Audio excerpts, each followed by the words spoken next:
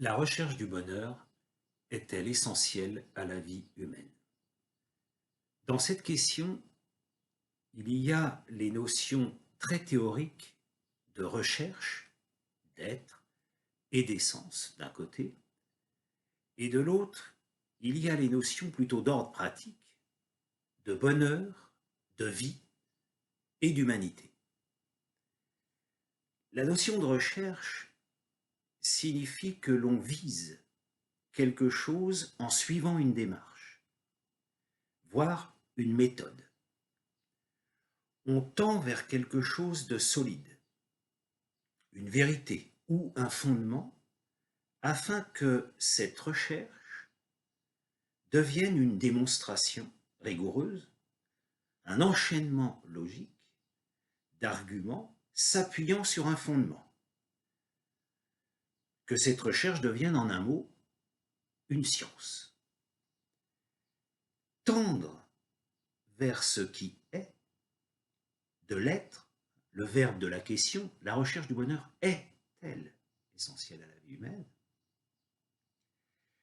Donc tendre vers ce qui est, de l'être, vers l'essentiel, l'essence, E2SENCE, afin de bien distinguer ce qui est de l'ordre de l'essence et ce qui est de l'ordre de l'apparence.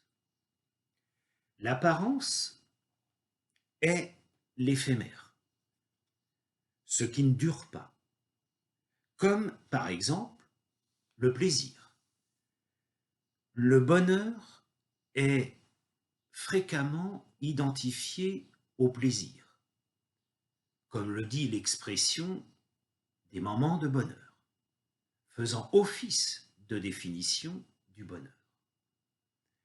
Ces moments peuvent être provoqués, mais ils sont souvent dus au hasard. Ils agrémentent une vie, mais ils ne sont pas l'essentiel, parce qu'ils n'ont pas cette puissance de pouvoir durer. Cette puissance est propre à l'essence. Ô temps, suspends ton vol, écrit Lamartine dans son poème Le Lac. Ce moment de pur bonheur que Lamartine vit, il est amoureux. Cette sensation d'amour, il aimerait la sortir du temps. Or, pris dans le temps, ce moment est éphémère. Le bonheur peut donc durer si il est de l'ordre de l'essence. Mais qu'est-ce qu'un bonheur qui dure? Aristote, dans l'éthique à Nicomaque, définit le bien comme étant la finalité de l'action, ce qui justifie d'ailleurs le choix, ce que l'action vise à atteindre. Par exemple, si je décide de voter pour un candidat plutôt que pour un autre dans une élection, ou encore si je décide de me lever de bonne heure plutôt que de faire la grasse matinée, c'est parce que je considère que ces actions seront plus favorables à des visées que je souhaite voir se concrétiser. Elles participeront à ce que j'estime être bien. Cependant, la plupart des biens que nous poursuivons sont des biens simplement relatifs. Ces biens relatifs sont considérés comme des biens qu'en tant qu'ils sont des moyens pour obtenir d'autres biens, auxquels ils sont subordonnés. Par exemple, le travail, plus ou moins pénible, que nous effectuons est un bien relatif. Nous ne le ferions pas si cela ne nous permettait pas d'obtenir autre chose. Par exemple, un emploi pour le travail scolaire ou de l'argent. Mais de même que ces biens que nous pouvons appeler biens supérieurs, l'emploi, l'argent, que nous visons à travers les biens relatifs, sont eux-mêmes encore des biens relatifs. L'argent en lui-même n'est pas une fin en soi. Il n'est bon qu'à acquérir des biens matériels, qui eux-mêmes sont souvent des moyens pour atteindre d'autres biens. La question qui se pose alors est de savoir s'il existe un bien en soi, quelque chose qui serait absolument un bien ou une finalité de toutes nos actions et qui ne serait pas un simple moyen pour autre chose. Ce bien en soi est appelé le souverain bien par Aristote, ou encore le bonheur, puisque toutes nos actions, en fait, visent à nous rendre heureux. C'est-à-dire, selon les termes d'Aristote, bien vivre et réussir. Le souverain bien est donc le but ultime de toutes nos délibérations et la visée de toute sagesse morale. Nous devons tâcher, par l'usage de notre raison, à nous rendre le plus heureux possible. Une telle conception de la morale qui fait du bonheur le critère ultime de la sagesse pratique, c'est ce qu'on appelle le démonisme.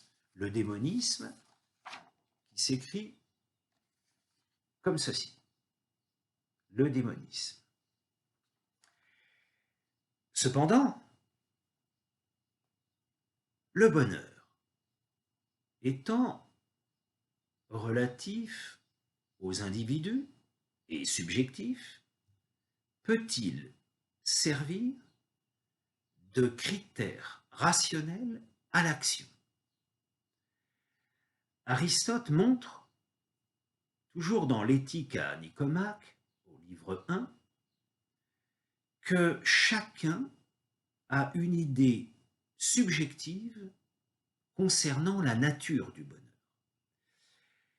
Aristote écrit ceci, je le cite. En ce qui concerne la nature du bonheur, on ne s'entend plus, et les réponses de la foule ne ressemblent pas à celles des sages. Les uns, en effet, identifient le bonheur à quelque chose d'apparent et de visible, comme le plaisir, la richesse ou l'honneur. Pour les uns, c'est une chose, et pour les autres, une autre chose. Souvent, le même homme change d'avis à son sujet.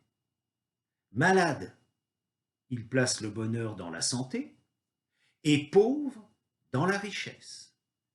À d'autres moments, quand on a conscience de sa propre ignorance, on admire ceux qui tiennent des discours élevés et dépassant notre portée. Fin de citation. Le caractère subjectif du bonheur s'explique par le rapport que le bonheur entretient avec le désir. En effet, le bonheur pourrait se définir comme une situation de satisfaction maximale, c'est-à-dire de réalisation du maximum de désirs. Or, comme les désirs, à la différence des besoins strictement biologiques, sont soumis à la fantaisie et donc à l'imagination, ils ne peuvent être ces désirs, ils ne peuvent être identiques ni pour tous les individus, ni même pour un individu donné à différentes époques de sa vie. C'est le sens d'ailleurs des exemples donnés par Aristote. Lorsque je ressens vivement le manque de quelque chose, lorsque je souffre physiquement, ou lorsque je suis privé de biens matériels, ou lorsque je suis frustré d'être insuffisamment savant, je m'imagine que pour être heureux, il me suffirait de combler ces manques. Mais le désir, si il se réduit à être un manque de quelque chose, ne peut suffire à déterminer un but fixe et toujours identique. Lorsque je finis par posséder ce qui me manque, un autre manque viendra en prendre la place.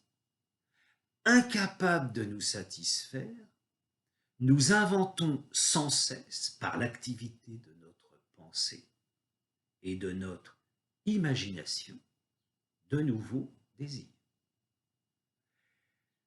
Le bonheur, tel que se le représente un individu donné à un moment donné de son existence, n'est pas une représentation stable et uniforme, mais au contraire, presque toujours mouvante et contradictoire. Je peux désirer à la fois une existence calme et sereine et une existence aventureuse. Je peux désirer à la fois obtenir une reconnaissance et un statut social et me fantasmer en rebelle et en marginal. Pourtant, Aristote estime qu'il existe des conditions universelles et rationnelles du bonheur. On peut éviter d'être malheureux et trouver les moyens d'être heureux de la façon la plus conforme à la nature humaine, c'est-à-dire en s'approchant de ce qui réalise le plus parfaitement l'essence de l'homme. L'essence, encore une fois, E-2-S-E-N-C-E. En effet, Aristote montre dans l'Éthique à Nicomaque, toujours le livre 1, qu'un homme peut certes se donner pour but de réussir dans telle ou telle activité, mais cette activité réussie ne lui garantit pas pour autant de réussir sa vie dans sa totalité, de vivre bien, d'atteindre le souverain bien. Or, réussir une vie d'homme, et non seulement réussir par exemple dans son métier, suppose de s'interroger sur ce qu'est un homme, sur ce qu'Aristote nomme, lui, la vertu, au sens de l'excellence humaine, c'est-à-dire la forme la plus parfaite, la plus achevée d'existence humaine. Si on ne rapporte pas la recherche du bonheur à une telle connaissance de la perfection humaine, on risque de réduire notre existence à une existence pauvre. Comme le joueur de flûte dont parle Aristote dans l'Éthique à Nicomaque, qui sacrifierait toutes les autres dimensions de son existence à l'exercice de son art, pourrait certes devenir un excellent joueur de flûte. Mais atteindrait-il l'excellence humaine? Au fond, dit Aristote, son existence se réduirait presque à être un prolongement de sa flûte, un instrument de son instrument. Par conséquent, la sagesse éthique est nécessaire pour concevoir l'existence humaine dans sa plénitude. Si le bonheur est la réalisation de tous nos désirs, la recherche du bonheur suppose une réflexion sur les désirs qui nous conviennent le mieux, ceux que nous pouvons réaliser, ceux qui sont conformes à notre nature. Le démonisme est donc une injonction à ne pas nous tromper dans la recherche du bonheur, afin de ne pas nous condamner nous-mêmes au malheur par bêtise ou précipitation dans nos jugements. Épicure, à ce propos, montre dans la lettre à Ménécée qu'il faut bien distinguer les désirs naturels et nécessaires, ce qu'on appelle les besoins, des désirs non naturels et non nécessaires. C'est-à-dire distinguer les désirs qui apportent un plaisir durable de ceux qui comportent du déplaisir. Le plaisir durable est l'ataraxie. Ataraxie s'écrit comme ceci, un mot qui vient du grec. L'ataraxie, ça signifie une absence de trouble et de douleur, une tranquillité de l'âme. Pour atteindre ce plaisir en repos, il faut non seulement s'interdire les désirs irréalisables, mais aussi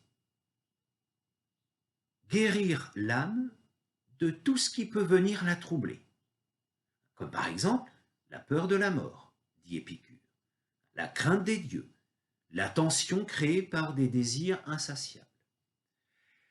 Si on prend l'exemple qui concerne la mort, selon Épicure, la mort ne nous concerne pas. C'est notre imagination qui fabrique une image de la mort qui peut nous troubler. Mais tant que je suis vivant, c'est la vie, ma vie qui importe, qui doit être l'essentiel. Étant donné que la mort n'est qu'une désagrégation des atomes qui composent mon corps et mon âme, aujourd'hui on dirait mon corps et mon cerveau, ce que je suis actuellement, corps et âme, a lieu une unique fois. Autant faire que cette foi, c'est-à-dire cette vie que je mène, soit la meilleure pour moi. Donc, Épicure dit, chassons tout ce qui peut nous troubler. L'hédonisme, qui s'écrit ceci, l'hédonisme, du grec hédoné, qui signifie plaisir. L'hédonisme d'Épicure libère l'homme des craintes et des superstitions. Le bonheur est ainsi conçu comme paix intérieure, comme parfaite tranquillité de l'âme. Je ne peux que conseiller la lecture de la lettre à Ménécée d'Épicure, la méditer et la pratiquer. Si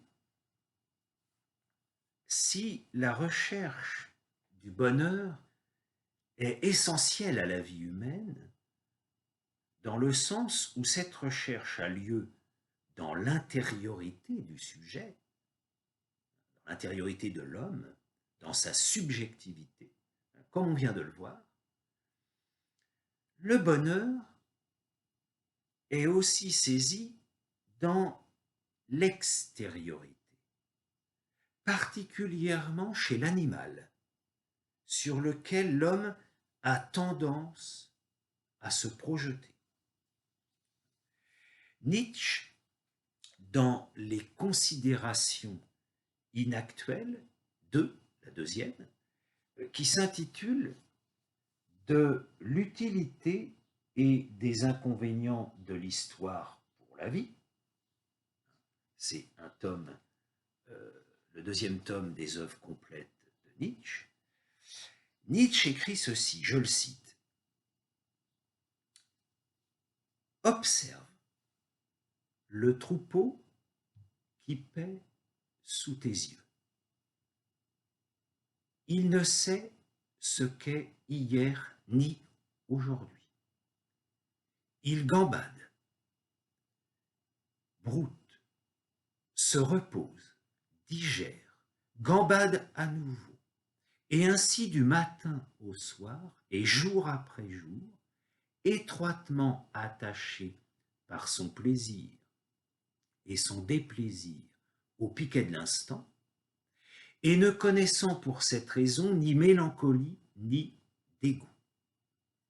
C'est là un spectacle éprouvant pour l'homme, qui regarde, lui, l'animal, du haut de son humanité, mais envie néanmoins son bonheur, car il ne désire rien d'autre que cela, vivre comme un animal, sans dégoût ni souffrance.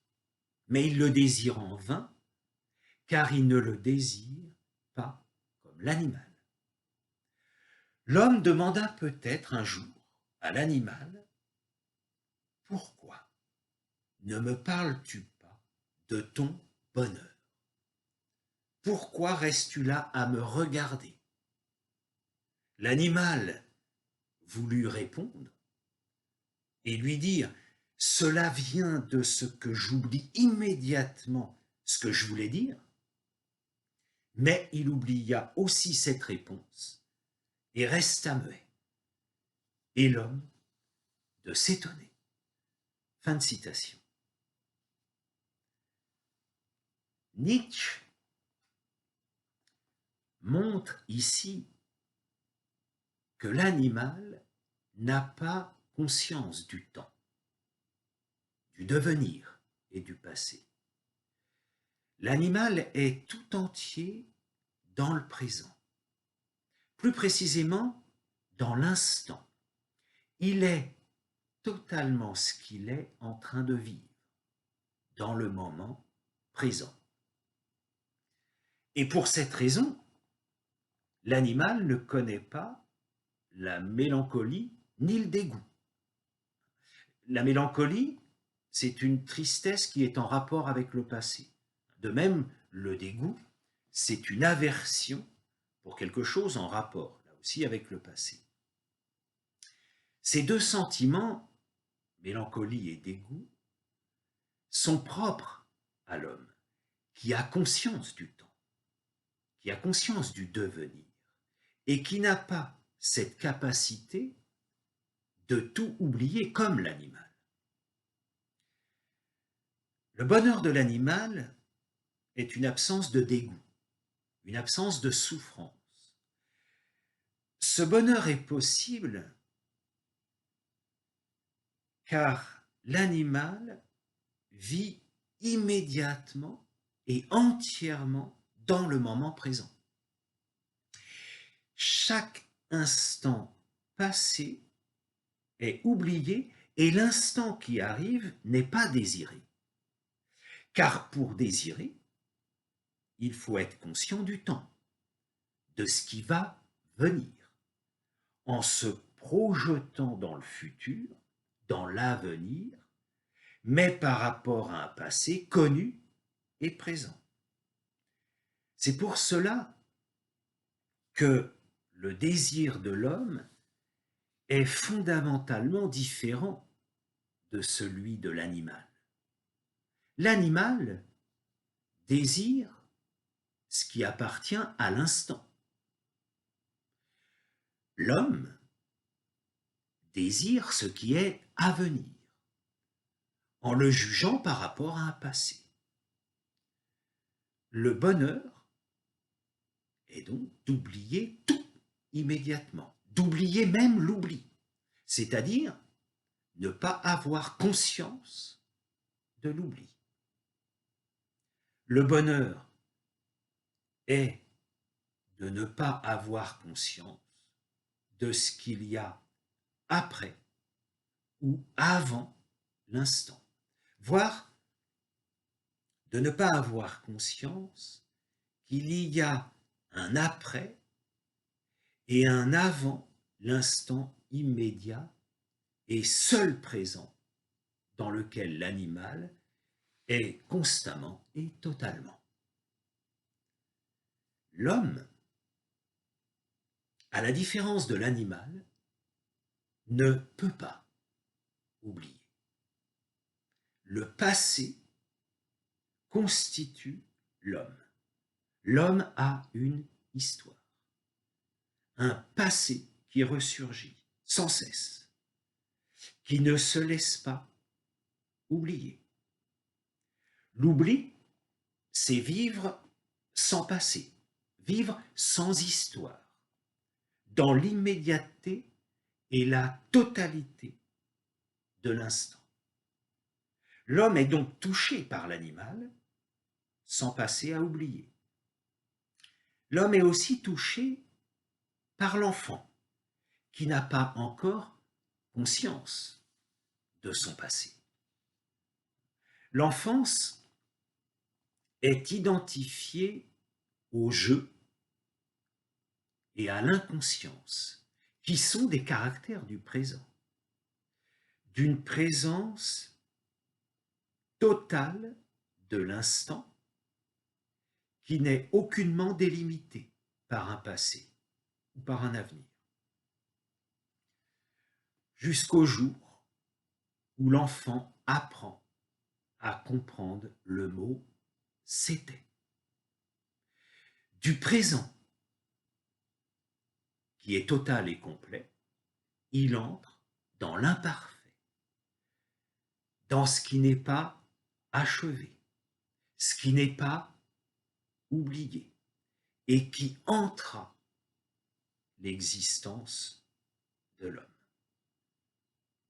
Nietzsche écrit « L'enfance est comme un paradis perdu ». Ainsi, selon Nietzsche, ce qui permet à l'homme de vivre, c'est la recherche d'un bonheur. Pas celui de l'animal, car il reste inatteignable pour l'homme. Car l'homme, s'il peut tout oublier, il ne peut pas oublier l'oubli. C'est-à-dire, l'homme ne peut pas ne pas avoir conscience de l'oubli. L'homme recherche donc un bonheur proche de celui de l'animal, tel que celui du cynique. Cynique, du grec konikos, qui concerne, qui ressemble à un chien. C'est le sens du mot grec konikos. Les cyniques sont des philosophes de l'Antiquité, 5e, 4e siècle avant Jésus-Christ, qui prennent modèle sur le chien. Alors, On peut lire les cyniques grecs, fragments et témoignages, traduits par Léonce Paquet. Et on peut lire aussi le très bon livre de Michel Onfray, Cynisme, portrait du philosophe en chien. Effectivement, pour le cynisme, la sagesse désigne un détachement de toutes les entraves, un rejet de ce dont on peut être esclave. Le bonheur consiste donc ici à n'avoir besoin de rien et à rejeter tout ce dont on peut être esclave. Les richesses, le confort, les contraintes sociales, la pudeur, le pouvoir, la famille, la réputation, les honneurs, etc. Les cyniques, indifférents au plaisir et à la douleur, s'exercent par l'ascèse à supporter toutes les épreuves. Ils vivent dans la cité, mais comme des dénonciations vivantes des fausses valeurs. Les fausses valeurs sont les valeurs de la cité pour eux. Ils vivent comme les défenseurs des valeurs naturelles contre les valeurs de convention. Ainsi, la valeur du bonheur dépend de sa durée. Et le bonheur du cynique ne s'interrompt jamais, car il vit conformément à la nature, c'est-à-dire au présent, en ne s'attachant à aucun bien qui le lierait inévitablement au passé. Il vit pleinement, totalement et réellement le présent. Le bonheur est non seulement la faculté d'oublier, mais aussi, selon Nietzsche, la faculté de sentir les choses.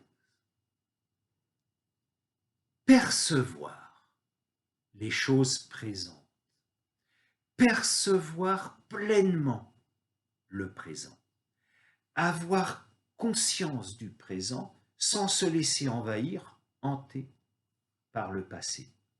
Le bonheur, c'est vivre au présent en percevant et en prenant conscience de tout ce qui le compose. C'est l'exploration de l'instant, en prenant appui seulement sur l'instant. Mais la vie de l'homme est régulièrement empoisonnée par les projections temporelles, comme le montre Pascal dans les pensées de Pascal. Le fragment 172, dans le fragment 172, je cite Pascal qui écrit ceci. Nous ne nous tenons jamais au présent. Nous anticipons l'avenir comme trop lent à venir, comme pour hâter son cours, ou nous rappelons le passé pour l'arrêter comme trop prompt, si imprudent que nous errons dans des temps qui ne sont point nôtres, et ne pensons point au seul qui nous appartient, et si vain que nous songeons à ceux qui ne sont plus rien, et échappons sans réflexion le seul qui subsiste. C'est que le présent, d'ordinaire, nous blesse.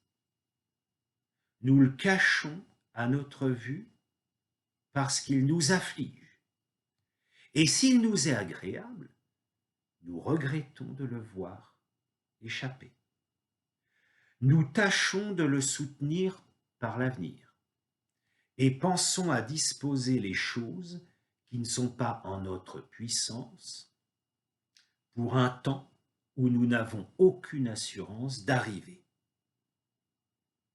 Que chacun examine ses pensées. Il les trouvera tout occupées au passé ou à l'avenir. Nous ne pensons presque point au présent. Et si nous y pensons, ce n'est que pour en prendre la lumière pour disposer de l'avenir. Le présent n'est jamais notre fin. Le passé et le présent sont nos moyens. Le seul avenir est notre fin. Ainsi, nous ne vivons jamais, mais nous espérons de vivre. Et nous disposant toujours à être heureux, il est inévitable que nous ne le soyons jamais. Je relis cette dernière phrase, excellente du texte de Pascal. Nous ne vivons jamais, mais nous espérons de vivre, et nous disposant toujours à être heureux, il est inévitable que nous ne le soyons jamais. Nous comprenons ainsi que la recherche du bonheur touche l'essence, E2SENCE, l'essence d'une vie humaine. L'essence d'une vie humaine, c'est le présent. C'est-à-dire, le présent, c'est l'essentiel. C'est-à-dire que vivre au présent, c'est sortir du temps. Or, le temps constitue l'homme. Pour surmonter cette difficulté, nous voyons qu'il existe deux façons de sortir du temps, qui sont la mort et le présent.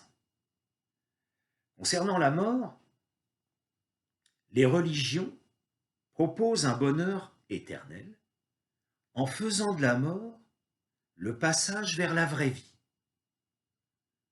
Il s'agit ici d'une invention, d'une création soutenue par la croyance et l'imagination, et non pas soutenue par la raison. Car la raison dit plutôt que la mort apporte l'oubli. C'est-à-dire la mort apporte la négation de tout passé, mais elle supprime aussi le présent et l'existence. Quant au présent, l'autre façon, selon moi, de sortir du temps, c'est par la création, ici et maintenant, de ma vie, que je peux espérer sortir du temps. Il y a ici un lien entre le bonheur et l'art. Une œuvre sort du temps comme le bonheur qui dure est hors du temps. L'amour de Lamartine pour Julie Charles, cette sensation puissante qu'il ressent, il la sort du temps en créant une œuvre, en écrivant un poème intitulé Le lac, que l'on se représente comme un instant figé et infini, dans lequel se trouve ce vers « Ô temps, suspends ton vol », qui signifie, comme on l'a vu, que sa sensation amoureuse, qui est de l'ordre du plaisir, qui est de l'ordre de l'éphémère, se métamorphose en bonheur et en présence éternelle. Ainsi, créer sa vie signifie de passer de la vie, de l'être, à l'existence, c'est-à-dire à l'étendue d'être, à l'extériorisation de soi, qui conduit à faire de sa vie une œuvre d'art. La recherche du bonheur comme création s'appuyant sur l'essence, c'est-à-dire sur ce que je suis fondamentalement, est une tentative pour atteindre un bonheur qui dure, un présent comme sorti du temps, qui est absolument essentiel à la vie humaine. Ainsi, pour éviter de définir la vie humaine comme ceci, être, c'est toujours avoir été, selon les mots de Nietzsche, il faut s'efforcer de tendre vers cette définition. Être, c'est se créer au présent. Le bonheur n'est donc ni passé ni avenir, il est présent dans la présence que je m'efforce de créer. Donc, en cela, il est absolument essentiel, le bonheur, absolument essentiel à la vie humaine.